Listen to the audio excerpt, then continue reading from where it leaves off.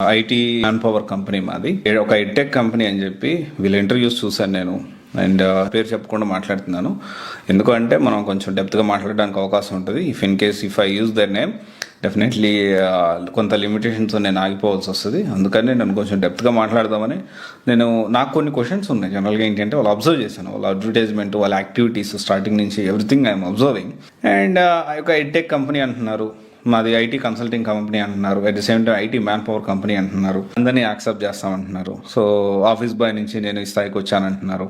And తర్వాత వచ్చేసి 4 లక్షలు కట్టండి approximately. So plus or minus ఉండొచ్చు, 10 or 20 or 30 whatever it may be. 4 లక్షలు కట్టండి, మేము జాబ్ ఇప్పిస్తాము. And at the same time coaching కూడా ఇస్తాము అంటున్నారు. మాకు చాలా మంది క్లయింట్స్ ఉన్నారంటున్నారు. ఫ్లైట్లు ఎక్కిస్తాము, దింపుతాము, ఓయర్ రూమ్స్ బుక్ చేస్తామంటున్నారు.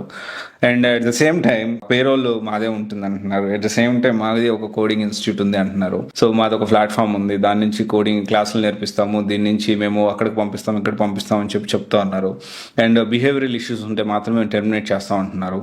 ఇదంతా కూడా విస్తృతంగా ప్రచారం చేస్తూ ఉన్నారు. నేను ఇక్కడ నెగిటివ్ అనేది కాకుండా నాకు కొన్ని క్వశ్చన్స్ ఉన్నాయి. అండ్ స్టూడెంట్స్ కూడా ఈ విషయాన్ని ఆలోచించాలి. జనరల్ నాకు వచ్చిన డౌట్స్ ఇవి. సో ఇప్పుడు నా క్వశ్చన్స్ ఏంటి అంటే, మీది ఎడ్టెక్ కంపెనీ కాదనట్లేదు, మీకు కన్సల్టెన్సీ అంటే మీకు చాలామంది క్లయింట్స్ ఉన్నారు. ఓకే, జనరల్గా అసలు ఎంతమంది క్లయింట్స్ ఉన్నారు, ఎవరు ఆ క్లయింట్స్ అనేది పబ్లిక్లో పెట్టాల్సిన అవసరం ఉంది. ఎందుకంటే జనరల్గా ఏ కంపెనీ అయినా కానీ అరే మా క్లయింట్స్ వీళ్ళు రాబాయ్ అని చెప్పి గర్వంగా చెప్పుకుంటుంది.